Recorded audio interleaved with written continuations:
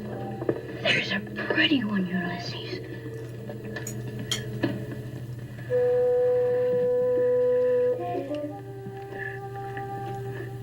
There it is. Hello, BookTube. I'm Sean Breeze Books. Welcome back to my channel and another Friday Reads.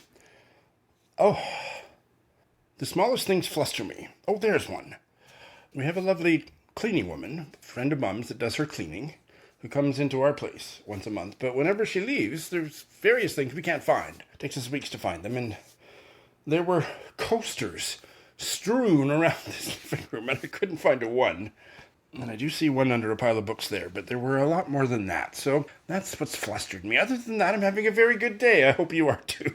Not really any personal news, although last Thursday I went to a book sale, a used book sale. I think the organization is called the Federation of University Women at the University of Saskatchewan.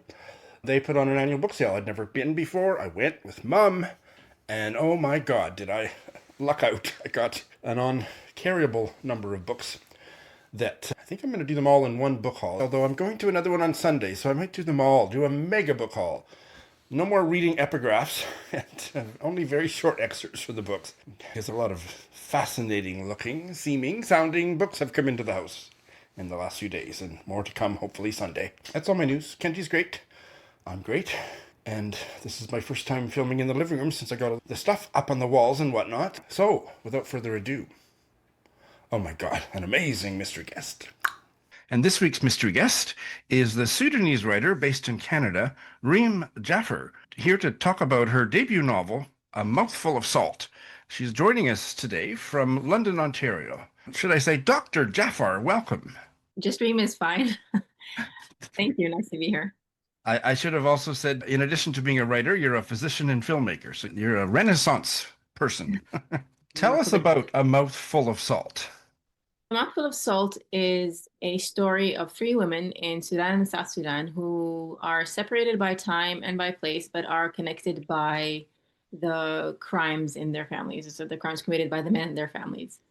It was always about a child who dies in the absence of his parents. That was actually the thing that triggered the whole story.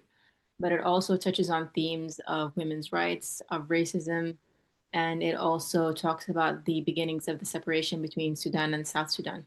And so these three female characters, they are in different historical eras or different decades or something? Yes, the story takes place in the late 1980s, but also then steps back into the 1940s. So when Sudan was still occupied by Great Britain at the time. And that's also something that it touches on is the colonial legacy that was one of the contributing factors to the separation of Sudan and South Sudan. And so these women there are two women in the 1980s and one woman in the 1940s, but then she also catches up with them in the 1980s. And it talks about how their stories are connected in some way. Some of them or all of them do eventually meet face to face? Okay. They do. Oh, interesting. Tell us about the opening premise. How does the story open? The story opens with the child drowning in the Nile. The village wakes up and there's a boy that's gone missing and they know that he's drowned. And so they're looking for him in the Nile. This is in the late 1980s. And this is in a village in North Sudan, which there are a lot of villages that are built alongside the Nile itself. And the Nile is part of their daily life. So they're always there and the children swim there and everything. And drowning is quite a common cause of death in these areas. I'm also from one of these villages, a different village, but drowning is quite common, even in today's Sudan, even when people can swim and even in their relatively safe areas that aren't very turbulent. Drowning is it is completely entwined with these people's lives. So that's how the story opens, with this drowning, and then it follows the events that happen in the village while the people are looking for this child. Which, if I understand it from what I've read about the novel, unearths or stirs up colonial and various other kind of unresolved social, political issues in the community.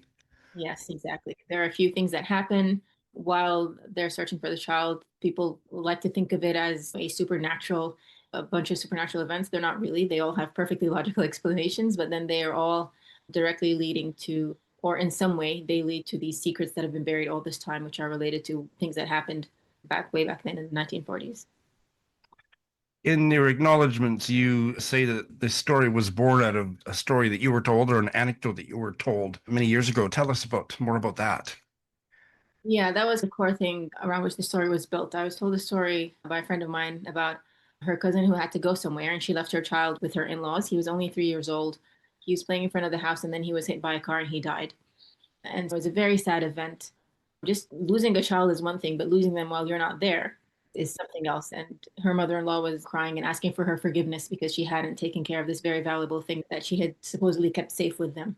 And then he ended up not being safe. So that was a story I heard quite a while ago. And that was even before I had kids. So it was very upsetting for me. And then I had to write something about it. So this actually started as a short story. And because I already had on my mind the story of the village and the drowning and of a young woman or a young girl turning into a woman who always wanted to leave the village and go and pursue her education. It turned into a child drowning at the time and in these late 1980s, and it just took off from there. Fascinating, enigmatic title, A Mouthful of Salt. What do you want to tell us about the title that isn't a spoiler for the story? I imagine it's probably not a spoiler, but... Not much of a spoiler. A Mouthful of Salt, this novel was actually called A Mouthful of Dust first for quite a while. These were A Mouthful of Dust and A Mouthful of Salt are derived from Sudanese proverbs around regret and loss and bad things happening. A mouthful of salt comes from a saying that people say when people have experienced a very big loss, as in this person has been left with nothing but a mouthful of salt. That very uncomfortable taste, that's all they have left. And so because loss was quite a prominent theme here, especially women losing their children, that's what stuck with me the most, to be honest. It's a powerful phrase. Tell us more about the three female characters. So the three female characters, the main female character, who is someone that we're seeing the story through her eyes, she's a young girl. Her name is Fatima. She lives in this village in the North Sudan, and she's following the drowning and everything happening. And then she has a few things going on in her life. She's just finished her high school. She really wants to pursue an education, but she's from this very small, backward village where women don't really do that, or girls don't do that. They just get married and they move on with their lives. So she's in that part of her life. And she's also experienced the drowning in her family. She lost her brother before. So all of this is very familiar to her. So she's the one we see the story through her eyes and the people directly related to her. And then the second woman is the drowned boy's mother, who was brought from another village. And then she's going through her own thing with her in-laws and experiencing an element of domestic abuse there. And then she loses her only child, which is the son. The third character is this mysterious person who the villagers know of, but they don't know personally, or they say that they don't know. And this person is someone who they paint as a sort of witch or a sorceress or some kind of thing. They've draped her in all this superstition, but she really represents the other in our societies. There's always that other person who is dark and dangerous and someone we like to blame for everything, whereas this other person is really just a person with their own background and their own childhood and everything. So that's where the second part of the story explores this mysterious woman and, you know, where she's from, what her life was like, and how she's actually related to this village, even though she's not from this area at all. Your novel has been praised for its rich characterization. How do you create these characters? Where do they come from? And how do you make them live and breathe so vividly on the page? Share your secrets. I don't know. I don't have any secrets. I'm one of those writers who just write. There are planners and pantsers. I'm a pantser, and I don't plan, unfortunately. I sit down and write and stuff comes out. And I'm more of a storyteller than a writer. And this is something where my family background comes in. I come from a family or a tribe, if you would, of storytellers. African history in general, or African stories, are told orally. The documentation is really oral documentation. And some areas have a really heavy tradition of that. I'm from one of these areas because the tribe that I come from in North Sudan was originally a Bedouin tribe. They move around, and because of that, they tell stories a lot and a lot of poetry, and that's come down through the generations. It's dying out, unfortunately, but it's this thing that we all live with and develop. So the storytelling part is something that I've grown up with, and of course, I've read a lot throughout my childhood and my adulthood. And so for me, it's about telling the story rather than trying to create. I don't have any formal training in writing at all. I'm a physician by training, and my work is in research. So I do a lot of writing there and a lot of reading and a lot of research there, in addition to my own fiction reading. But I can't really say that I've been trained in building characters or arcs or any of that fancy writing stuff, unfortunately. I'd like to. Probably, I hope my writing would be better that way. But it just comes naturally. The story would be very clear, very visual in my head, and then just describing everything that I can see and all the emotions that image evokes. And that's how it comes along. So you've talked fascinatingly about how this book came out of your background and family background, tribal background in oral storytelling. Were you conscious as you were creating it, of writing alongside in the tradition of Sudanese literature, African literature, anything like that? Who or what books influenced you? I've been influenced by books in very different ways. I read quite widely. Unfortunately, I don't read in Arabic a lot. That's very unfortunate. And that did cause a bit of trouble when I was writing this book because I write about Sudan now and Sudanese characters. You can't really write about that without knowing or reading a lot about that. So that's something that I'm trying to work on. But I've been influenced by, for example, one writer who has had quite an influence on me is another Sudanese writer called Leila Aboulela.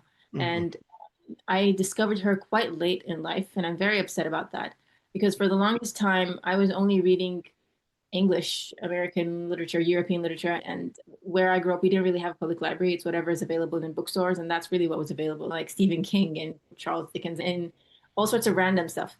But when I discovered Leila Barada, who is a Sudanese writer writing about Sudan in English, and it's very different when you're reading something written in English rather than something that's translated into English.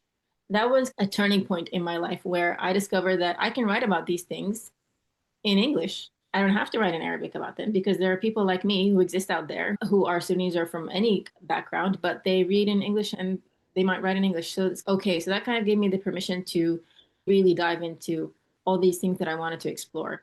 So that was a big influence. Our writing styles are different. The topics that we write about, there are some similarities, but not that much. But again, just the fact that we are both from non-English speaking countries, but we write about these countries in English because that's the language that's accessible to us. That was quite an influence. And then in these past several years, especially since I moved to Canada and with the really great selection of titles in public libraries, which is new to me, I've been exploring a lot of African and Asian literature. It's almost the only thing that I read now.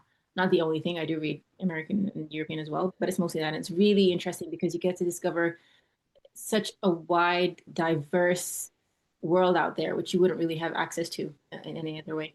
That's wonderful. Are there any plans in the works for A Mouthful of Salt to be translated into Arabic?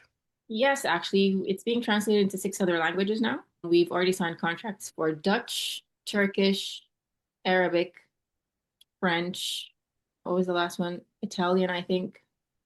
Wow. There were 6 of them. I can't remember. This was just the last one we just signed recently. It will be translated into Arabic. All of these translated editions should come out starting next year, I think, 2026 and onwards. I'm pretty worried about what would happen when it comes out in Arabic because then most Sudanese people would read them and they might not be happy with what I'm talking about, these sensitive themes that I'm touching on. That might be end up being a badge of honor. I don't know. And you're a filmmaker, so are you or is someone else going to make A Mouthful of Salt into a film? I was a filmmaker in the past, Oh, I see. Okay. and it was more documentary films I did, and I did research for film and all that. I haven't done anything in that since 2016, maybe. Too much going on. So there have been offers to option the film, which I'm considering. I've had 2 so far, but I'm taking my time a bit because this story was always a book to me, and I wanted it to go out there into the world, especially now that the paperback is out worldwide. It's getting a much wider, reading there. So I wanted it to be out there for a while, and then we'll start taking these offers, considering them more closely. Last question about the novel, which will serve as a transition into another question. So this has been out in the world for just over a year. It came out from Saki Books in April of last year. Some writers talk about that after they finish the book, they still feel like the story is somehow, on some level, in their creative brains, that the characters are still talking to them, or others say, no, it's all finished and over with. Are these characters still in you? Is the story still happening somewhere in your big brain or soul? The only character that might still be lingering there is Fatima, because Fatima is a character which existed in my mind way before the story came up. And it is inspired by real characters, by real women who way back were trailblazers in getting into, especially in conservative societies like some Sunni societies. It was really a big deal for women to join politics, to become doctors, etc. So she was always based on real characters that I had read about and I admired quite a lot. her story doesn't really end there, to the extent that actually I did bring her into my second book, and then I took her out again because to me, I just couldn't get her out of there yet. And I left her ending a little bit open so that the reader would come to their own conclusion of what eventually happens to her or what she ends up doing with her life. Otherwise, all the other characters I put to rest because this was a difficult story to write. Themes were quite painful for me writing them. And even when I discuss them with other people, I don't really feel happy talking about it. But these are all things that are happening in my country and in many other countries. All of these themes are quite universal. And so it was more of a discussion built around a story rather than something that I wanted to just tie with a knot there. And so I'm leaving that discussion there. I'm happy with the amount of discourse and the amount of discussion other people are having, especially in my society when they talk about this. And when I just tell them this is what the story is about, they start talking among themselves, these issues, particularly of racism. And especially any kind of talk about Sudan and South Sudan is quite painful for both sides. That's a very deep and painful and festering wound. Unfortunately, there's not a lot of talk around that. So I'm just leaving it there and moving on to my next project. And so you've mentioned a second book. What are you prepared to divulge about your second book? So my second book revolves around resistance. This was actually the book that I was writing before Mouthful of Salt. Mouthful of Salt was like an accident.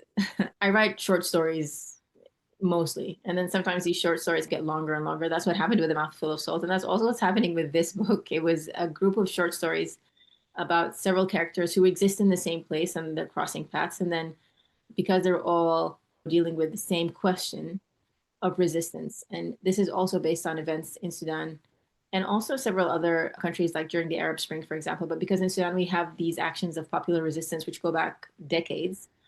And then most recently was the 2018-2019 December Revolution. And I was very inspired by that, and also inspired by the role of women in these protests. And even though they're the ones who have the most to lose, because protests and how they're dealt with in our countries are very violent. They're not something that you can go and take your kids like here. There, you can very much go and not come back. And I was a bit surprised in how people kept on going for several months, protesting until that particular government came down. And then they continued. They had a sit inside for several weeks, which was eventually very violently cleared. And so knowing all of these risks and still going, and so just trying to understand that question of what makes your average garden variety person who has kids in school and who has rent to pay and who has lots of stuff going on, what makes that person reach the point where they are willing to put all that aside and just get down on the street and march for something with all these dangers that they're facing. So that's the core theme around this second book. And will it be published next month or next year? What do you think? I don't know. I'm trying to claw out the time for writing. With everything, I'm a PhD student and I have my children and my work and everything. Sometimes my brain is just too fried to write anything. I'm writing these days, which is very good. I haven't been writing for quite a while. I had a first draft, and then now that draft is expanding again. The problem is the more it sits with me, the more I write. So I'm trying to have a presentable draft by the end of the summer. Because once you start the publication process, it gets a bit easier, at least for someone like me who works with deadlines and putting out fires, to push things and tidy them up a bit more, rather than when you have an open ending. Yes. And in the meantime, I'm really looking forward to reading A Mouthful of Salt and hopefully having you back for a more in-depth discussion. I think you have some books to recommend to us. Yes, I have a lot of books to recommend, but I would recommend first anything by Leila Aboulela if people are interested in reading about Sudan and other Middle Eastern societies. Crooked Seeds by Karen Jennings, who's a South African writer. And Karen Jennings is also the author of The Island, who was longlisted for the Booker. She's now shortlisted for the Women's Prize. And she is the person who is behind the Island Prize, which is the prize that this manuscript won. And yeah, Crooked Seeds is a very good book. It depends on how you see it, but it's a good book to read. Sand Roses by Hamza Koudri, which is an Algerian writer. It also talks about Algeria under the French occupation. Very interesting book. I really liked reading The Shadow King by Maaza Mengiste, who is an Ethiopian writer who writes about all these stories. Incidentally, I think a lot of our African literature talks about life under the occupation. This also talks about the women's resistance to the Italian occupation. Very beautiful book, The Shadow King. I'm reading the backlist of Anne Pratchett. I'd recommend. That's a lot of beautiful writing. I've read 3 of their books so far. I would also recommend. That's great. Thank you for being so generous with your time. I'm stimulated up to here from our chat, and I can't wait to read the book. Thank you very much. No problem. I hope you enjoy it.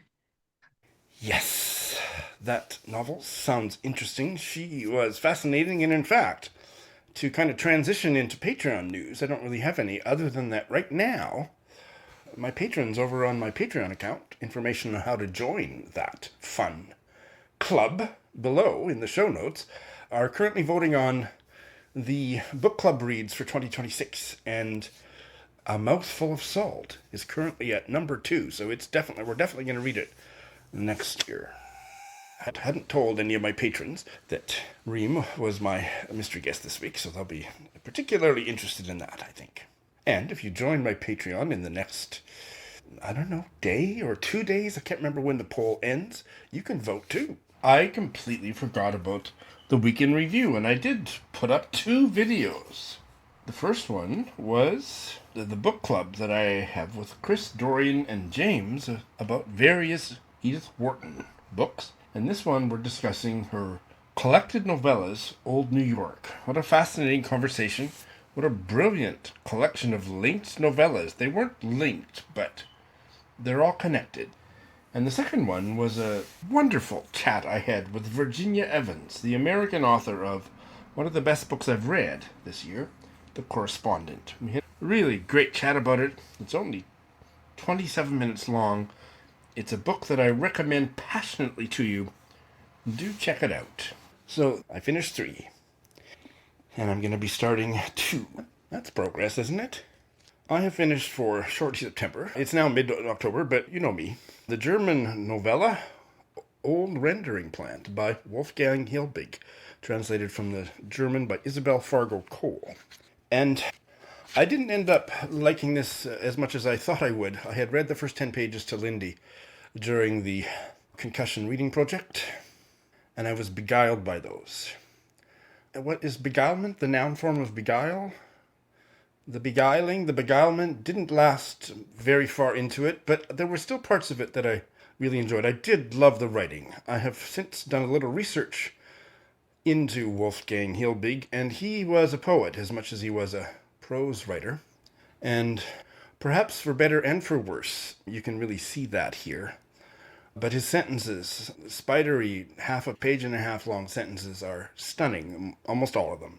But not only wasn't there much plot, really there was no plot, maybe just one sentence of plot dispersed over 100 pages, but there also wasn't really much character work, and I think people that are more attuned to this kind of writing would beg to differ with me. But I don't know if it's him, but it's a kid, a young man, living on the outskirts of wherever it is in Germany. I think it might be East Germany, because Hilbig lived there for many years. On the industrial outskirts of town, and he goes walking, exploring all that, and it's really gross, and he makes it sound gross in a musical way in describing the waft of chemical wastes and the gross colors of dying vegetation and stuff, and it's beautifully described, but I lost interest after about 10 minutes in that. The author's grandfather was a refugee who immigrated from what is now Poland before the First World War.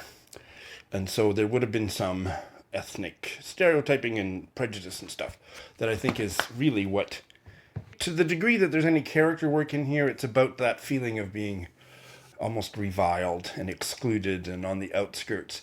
I just didn't care enough. I could have gone back and reread parts to try and get this, but apparently, according to the back, more than anything I picked up from reading it, there's a decayed coal plant, and I think that's what's on the cover. The cover is quite stunning. It gives you the vibe of the book perfectly.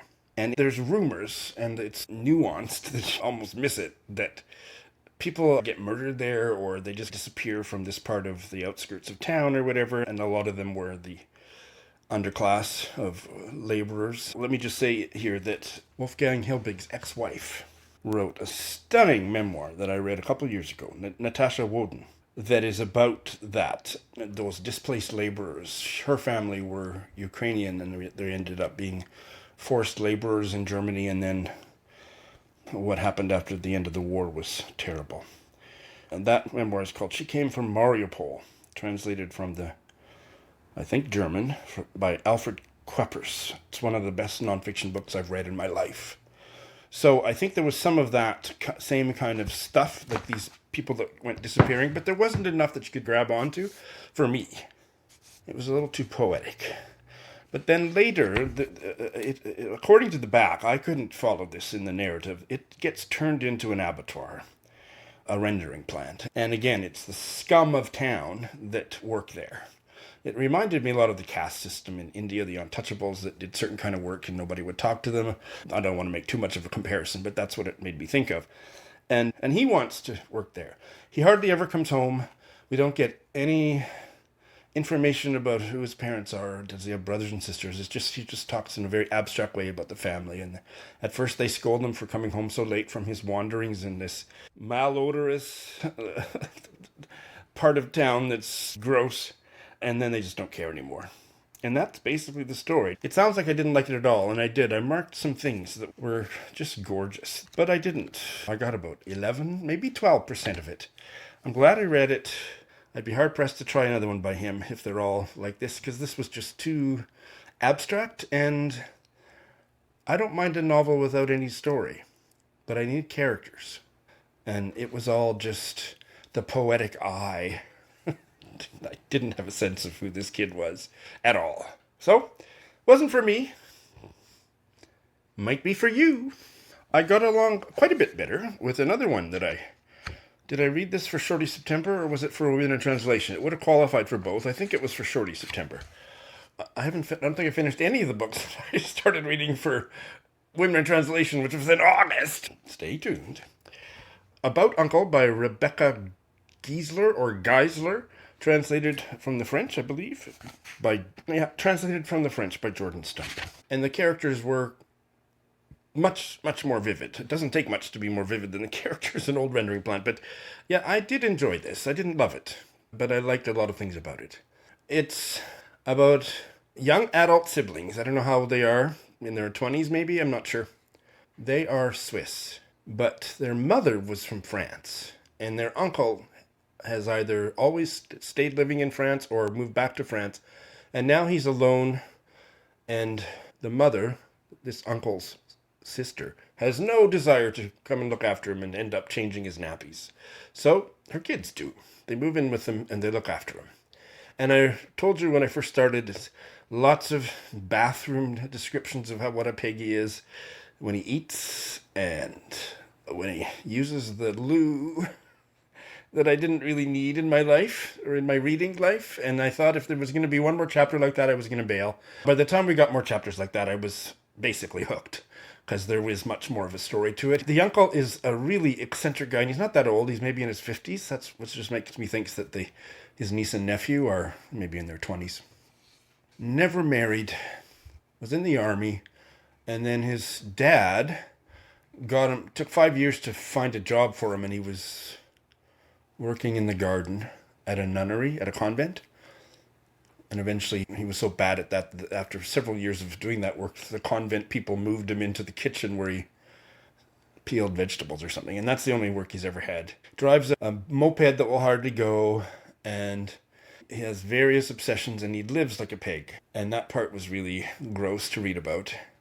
And now that he's getting older, he drinks too much, eats the wrong foods, and he gets really sick and gets to hospital. And the niece and nephew go into his room for the first time in their lives and fumigate it and just do a deep clean. There's a little bit more to the story than that.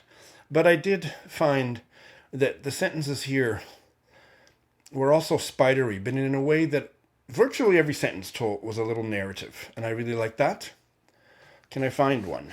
Here's one that's about like masculinity and homophobia. As far Uncle didn't read as gay to me, but here is his reminiscence of being in the army. And this would have been the French army. So this is all one sentence. It's a page and a bit.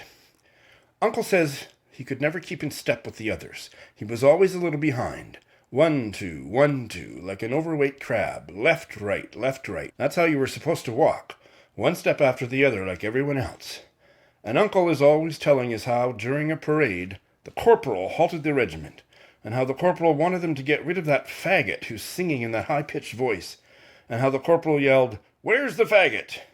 And Uncle tells how he eventually understood and stepped forward amid gales of laughter, and how he too was laughing amid the gales of laughter that were pouring down on him.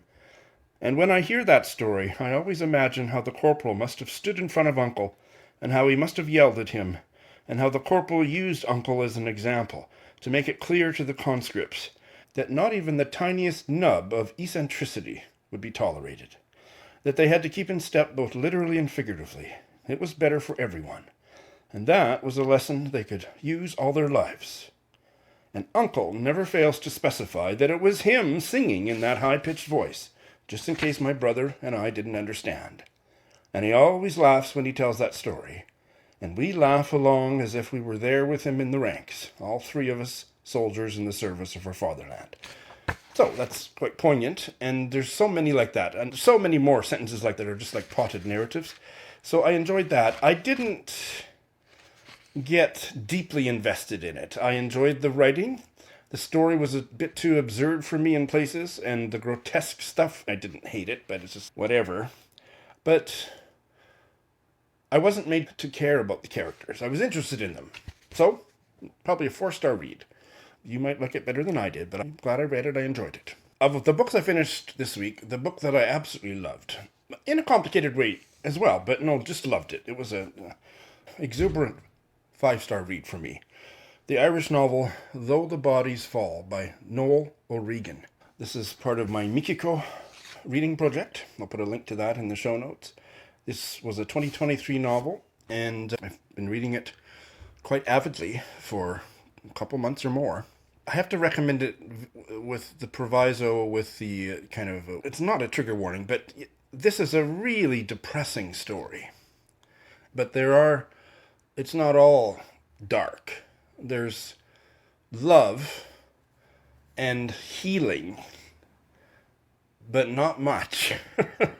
It's really a depressing book, and I love depressing books, as long as there's a little bit of light, and there was more than enough of the light for me. But if you don't want to read a book that's going to make you sad, then this might not be for you.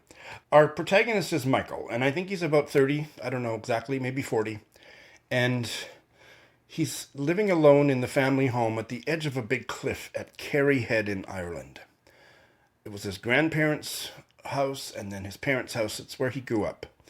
And I don't think we know much about the grandparents in this regard, although there's probably more there than I remember.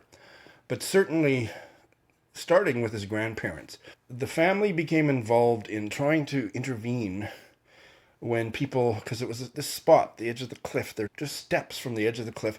This is a popular, if I can use that adjective, place for jumpers taking their own life. And the grandparents, I think to a certain degree, got involved in trying to help and intervene and stop them, talk them down, talk them off the edge of the cliff. But certainly his parents, that was their mission. His dad died when Michael was quite young, and then his mother just took it on as a evangelical mission. And I don't mean that there's a religious aspect, although she was religious, but it's not a religious novel in that sense. And when the story opens, we meet Michael. His mother is dead, and he's doing the same work. He has 2 sisters who barely speak to him, and they want him to sell because the property is valuable. I think a property developer wants to put up a big hotel, but he doesn't want to. This is his work. I'm not going to say very much more about the story, but as you read deeper into the novel, you realize how much damage has been done not only to Michael, but to everybody in the family by this Messiah complex that the whole family has about that their calling in life is to intercept and intervene and stop suicidal people from taking their lives. And it just gets darker and darker, and by the end, it does end on a note of hope, absolutely. But, so wounded healer is a concept, it's a phrase, it's a description of a type of personality that I'm not going to talk about myself personally really, but just to say that's something I've always been interested in for personal reasons. And this is very much about wounded healers, Messiah complex, when you give yourself over to a just cause, the people around you suffer. And in a sense, and ultimately in that personal sense of being rooted in a family and being a supportive member of a family, that damages you too. And that's very much what the book is about. So not a really happy story, beautifully written, really well-drawn characters. If you like reading books about really depressing topics, especially when you know you're going to get to a place of a little bit of hope at the end, I would highly recommend it. Otherwise, I don't recommend it at all. It was a heavy read and I absolutely loved it. It's his debut novel, which is really impressive. I can't wait to see what Noel O'Regan does next.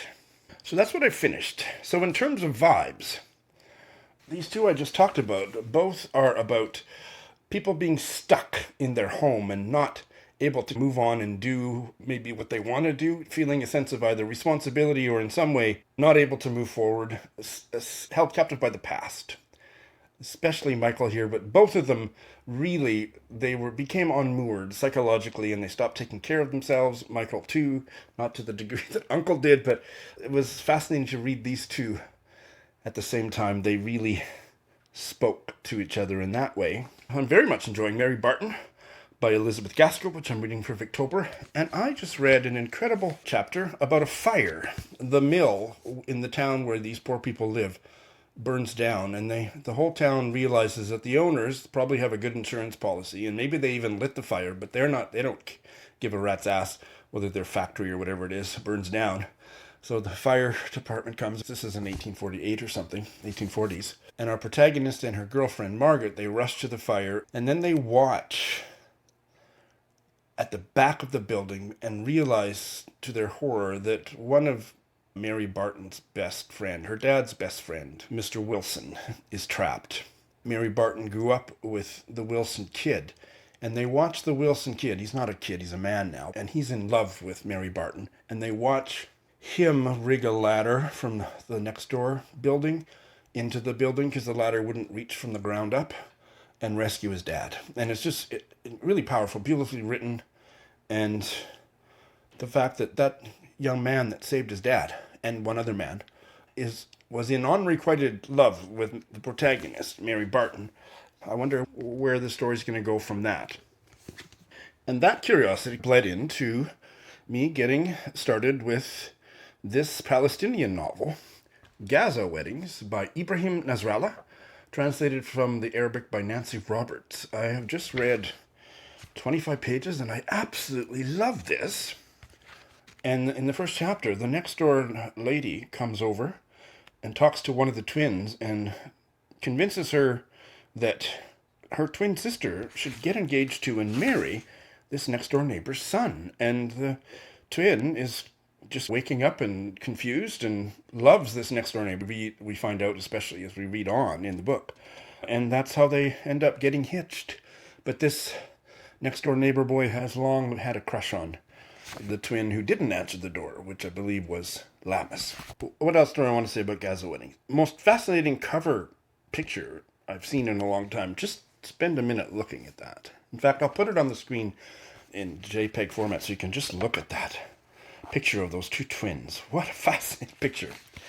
It's really funny, and I usually don't like fiction that has a lot of dialogue, and this book does, and it's really effective in delineating character and in putting a lot of humor into the story, because this is all happening, these Gaza weddings, or what marriages, during the 20th and 21st century history of intermittent, prolonged Israeli bombardments of Gaza.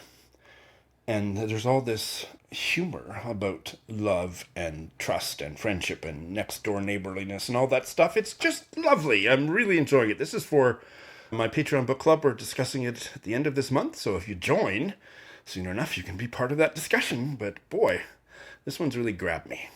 I don't imagine any of you have been following along intensely enough to wonder whatever happened to this book that I said I was going to be reading to Mary Jean. Birdeye by Judith Heneghan. Mary Jean's has stuff going on in her life. It's not my place to talk about it, but she's been unavailable. I can't read to her right now, and So that's been on hold. So finally this week I picked it up and started it myself, and I'm really enjoying it. And the thing that I want to tie together with the healing work that Michael and his family were doing in Though the Bodies Fall, and the theme of healing that's in that novel, also resonates with Birdeye. It's set in a commune in the Catskill Mountains, and Liv is maybe 77, and she hasn't been well, although she's feeling better now, and they don't get as many resident guests as they used to. She wrote a best-selling memoir about starting the commune. They still get a few stragglers, but it's going by the wayside. And a young man comes and joins, and they don't know whether they can trust him. But I'm getting a lot of the backstory, and Liv, this 77-year-old, she seems like a legitimate healer, probably a wounded healer. I don't know there is any other kind. And so there's a lot of that energy, as well as can we trust this young man? What is he up to? Why is he asking so many weird questions? He's just been here for 6 hours. He hasn't even slept overnight. Why is he asking such strange questions? Trust, mistrust, and healing is already at play in this story. And that community of people that need respite and healing or care really resonates with this novel that I'm enjoying. I haven't had time this week to dip into it very much, but I'm really deeply enjoying it. Benjamin Wood's The Ecliptic, this artist commune or retreat on a Turkish island, and you have to be invited by a person who's already lived there and left it. That's the only way you can get in, so it's very elite in that way, and all of these are artists in some form or another, architecture, writing, painting, whatever, who have had some kind of a personal crisis or some reason that they've gotten stuck in their art. And so staying here for as long as they want to work on their art and work through their blockage is what the book's all about. Just fascinating. So Birdeye and The Ecliptic are resonating for me. There's a vibration between them. Yeah, okay. So I'm going to be starting 2. I finished The Old Rendering Plant, which is for my novella project with Barb Howard, so I have 2 left. So this week I'm going to start and hopefully finish Bartleby the Scrivener by Herman Melville. I've read it once before, about 5 or 6 years ago, and I didn't quite get what the fuss was all about. It didn't really wow me. I didn't hate it or anything. So I hope I have a better experience this go-around. And I have finished Though the Bodies Fall, which was for the Mikiko project. So now I'm going to start the next one on that list, which is this British novel, Falling Animals, by Sheila Armstrong. Another lonely, windswept coastline. And that's another thing that's resonating between so many of the books, including ones I did mention today. This is a 2023 novel, and a body washes up on shore and plot ensues. Oh, and there's the theme of falling. This is Falling Animals. Oh my goodness. Let the resonances continue to vibrate. Thanks for watching.